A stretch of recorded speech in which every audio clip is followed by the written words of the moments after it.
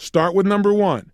Ask yourself specifically, what are some of the beliefs that I have that are probably keeping me from increasing my personal wealth, from attracting financial abundance? What are the beliefs I've got about that are probably holding me back, making me feel like, oh, God, that wouldn't be right? What are they? And identify them. Question number two. Remember we said the reason people don't succeed, they don't make having financial abundance a must. Financial survival is a must, but not abundance. So ask yourself the question, do I have a specific amount of money that I have selected that is well beyond my bare necessities? Something that would represent massive financial abundance that I absolutely am committed to having, that I have made a must. And if not, you need to design that number and you need to get yourself to make it important enough that you will make this happen no matter what. 3, do I have an effective strategy to build my wealth and to absolutely achieve those goals and surpass them? If the answer is no, I want you to commit to do something today to find out more. Write somebody, call somebody, talk to somebody, and find out what are some initial steps you can get to master your finances. Don't put it off even one day. This is critical. 4, practice what we're talking about here. Get yourself, once you have the plan, analyze. Have you in the past gotten yourself to follow through consistently? If the answer is no, please use what you're learning here on how to get yourself to follow through, to use your personal power, and just do a little bit each day, just like we're doing here. We're taking things a little step at a time each day, but each day builds on the day before. Give yourself that benefit. Question number 5. What do you need to learn so that you can make the financial decisions in your life with good input?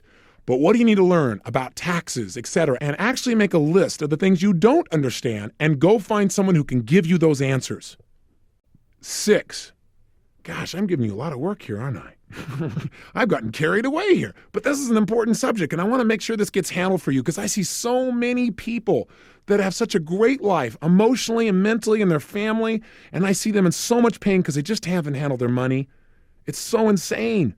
You know, you've got to handle this thing. I hope I've gotten through to you on this. And if I give you a lot of homework, just do it, okay? All right. 6, just write yourself a sentence or two that makes it really clear why you're going to continue to follow through, even when you start to succeed, where you won't get caught up in going, well, I'm doing pretty good, where you'll keep a financial vigil. Don't do what I did. You know, I had to learn the hard way. Learn the easy way. Pay attention to your finances consistently. Don't just, get comfortable and allow things to dwindle or give up the power to somebody else. And finally, number 7, develop a belief within yourself.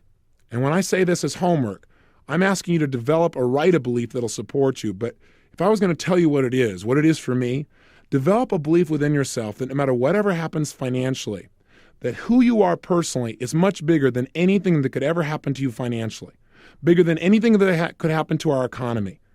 I know that there was a point when my whole financial world looked like it was in absolute ruins, that it was over. It looked like I was going to lose my home, my castle, after working so hard, lose the business that for me was like my child. I'd given everything to. And I remember my wife and I sitting down at Christmas, right when we'd gotten some of this fabulous news that said that, everyone was telling us we'd have to go bankrupt because of this unique interlude with a partner. And I remember sitting down with her and saying, honey, I said, maybe this is a test. Maybe this is a test to see whether or not we've gotten hooked financially, where that's really what's most important. And I said, what's most important to me is our relationship. No matter what happens, we've got that. We've made this money and we could do it again. We might have to start over, but who cares? We had a lot of fun building it. We could create it again. She said, you're absolutely right. And for a few minutes, we just hugged each other. We cried a little bit, we hugged each other, and then we felt incredible. And I waited a few minutes and I thought, now that we know that, let's not go into financial ruin. Let's not prove it financially. As long as we really know that in our gut, let's turn this baby around. And we got on a horse and we did it. And I'm telling you, it was one of the most powerful experiences in our life of being able to absolutely take control of adversity and turn it around. So I offer you the same opportunity. Develop a belief in the core of your being that you are more than finances, clearly. As hard as I pushed you to really take care of this, equally hard, get clear that finances is not the game of life, but it's one of them. And the reason I've stressed it strongly with enthusiasm is because I think it's the one that most people concentrate on least and creates the most amount of pain. Because getting in a relationship, most of us figure out how to deal with. getting a chance to handle our physical body. There are a zillion books on dieting. Everybody's trying one next week. But how many people really spend the same amount of focus on their finances? We know the answer. Again, 95% of the United States at age 65 is either dead broke or dead. You don't want to be one of these people. So let's make sure that this is a brand new beginning for you. Let's make sure that today you take some new action. And one more thing I don't want to leave out, and that is one of the greatest ways to become wealthy instantaneously is to understand the essence of real wealth. And that is, I had the privilege of interviewing Sir John Templeton several times, and he's obviously been a facilitator at Financial Mastery. And I asked him, what does it take to be wealthy? And John's response was, gratitude. I thought, wow. He said, yes, Tony. He said, think about it. How many people you know have an immense amount of money, but they're emotionally poor? They live in worry. They live in fear. They're angry all the time. He said, when you are grateful, it doesn't matter how much money you have. When you're grateful, you're rich. And no matter how much money you have, when you're not grateful, you're poor. I thought, how true. And so let me tell you a way that I use to keep that gratitude, because I have the unique privilege in my life now where I don't ever have to work another day of my life. It's an amazing feeling. So that you only do things because you're passionate about them, because you love them, because it taps into your 6 human needs. You start to feel like you can really contribute and grow and make a difference. Because I had the experience very young of the stress of not doing well financially for my family. I'm talking about when I was a child. And we had a Thanksgiving where someone came and delivered food to our home. And my father was upset by it because he felt insulted. But I'll tell you what came out of it for me was unbelievable gratitude and the desire to give something back. And it's a big part of what's driven me ever since. And so one of the things I started doing when I was 18, I didn't really have any money, but I said, I want to give back. So I went out on Thanksgiving. Instead of just eating turkey, I just said what I'd do is I would go out and I would be grateful. And the way to do that for me was Thanksgiving was to give thanks, to actually give back to others. So I went and fed 3 families. Actually, I had 2 families the first Thanksgiving, and then it became 3 for several years. And I went as the delivery boy, so I wouldn't be insulting to them. And it was the most incredibly rich experience for me because it reminded me, number one, that I was capable of not just taking care of myself, but taking care of other people too. It reminded me of what the best parts of me were, and it made my life feel like it came full circle. And that's grown, as you might guess, over the years as I became more successful. I got my friends involved, and then many years ago I created the Anthony Robbins Foundation, and now we feed 125,000 people in 65 cities in the United States and Canada, and now there are programs overseas as well. So my point is, I want to invite you, no matter how tough a situation you think you're in, remember someone else is doing worse. Someone's in a tougher place. Your worst nightmare financially is someone else's greatest dream, especially if you travel to other countries in the world. So one great way to change your financial consciousness, if you would, to change this old patterns, these old associations, is go do something. Go do something in the next 3 or 4 days for someone you don't know. Go do something where you give, even if you feel like you got nothing to give. Give of your time, give of your energy, give of your money. Because when you do that, you teach your brain that there's more than enough. And that'll start to make you feel grateful. It'll make you feel like you're contributing. And that'll make as big a change as any other form of neuroassociative work you could ever go about. So really, don't just think about this. Go do it. Go do something. Either go and work just for an hour at an old folks' home, or go and talk to somebody who wants a friend, or go and commit a small amount of money, no matter how tiny you think it is, and make a difference to something you believe in. Or take your kids and go down to the shelter and just spend an hour feeding people. Do something good. And I think you'll begin to feel like, hey, I deserve to do well. And I'll tell you one other belief I have, one final one. I used to struggle so much with doing well financially, and I'd sabotage it and so forth, till one day I thought, you know what? Receiving is evidence you've given consistently. If you're receiving a lot, it's not luck. It's sowing and reaping. And if you keep sowing good seeds, you're going to reap. But you know what? Sometimes you sow good seeds, but because of your mentality of mixed associations, you basically don't reap. You just let the new fruit, the new value, the new benefits are available to you. You don't notice them, so they die on the vine. You've got to make this change. When you do, your life not only will change, but all the people around you that you can touch can change. Because you remember something. You cannot give that which you do not have. You can't give money if you don't have it. You can't give time if you don't have it.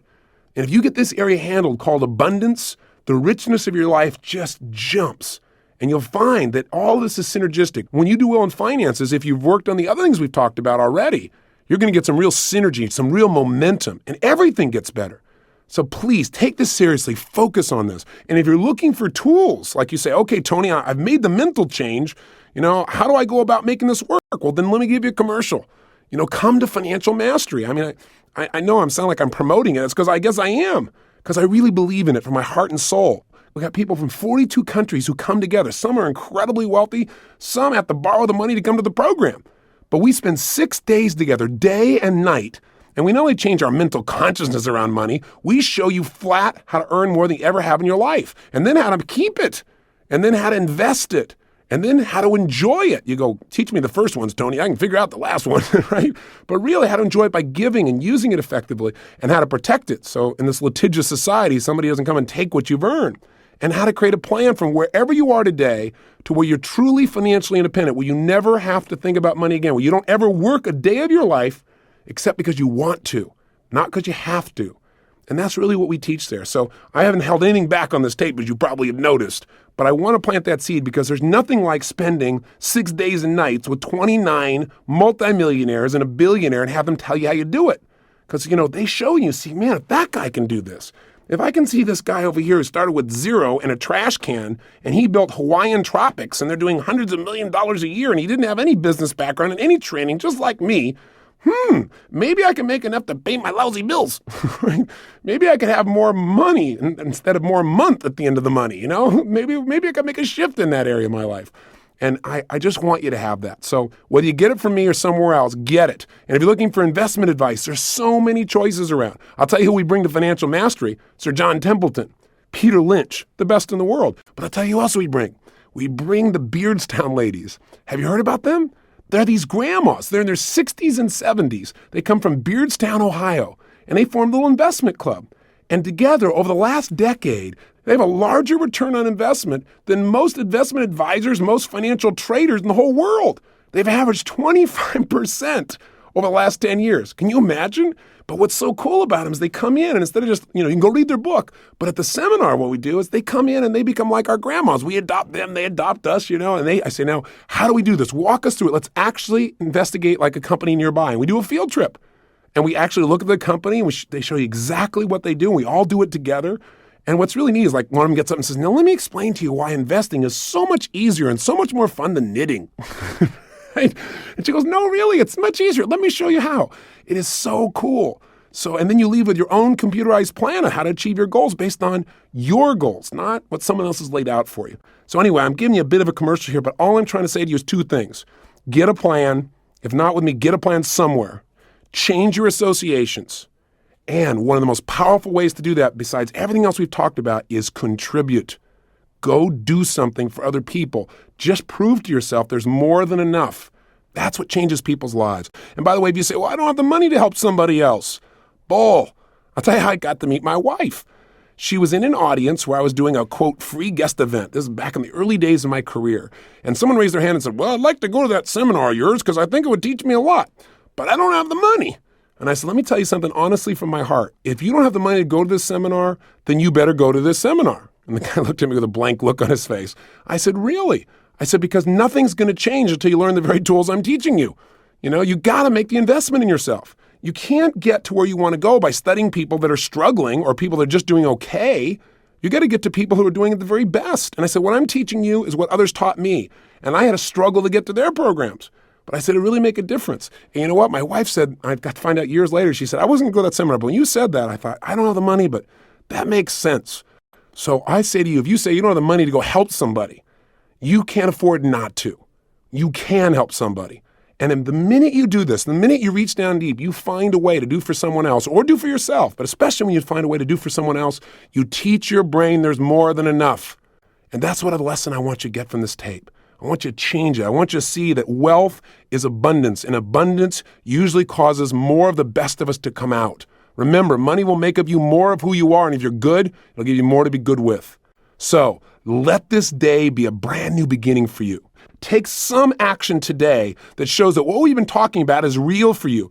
Go out and do something unique for someone else, or make an investment in yourself, or make an investment, or go get a plan, but do something. So your brain starts saying, hey, he or she means it. They're going to follow through this time. Let's get some momentum, because little actions, a phone call, a book, a tape, a seminar, an action, something will get you on a roll.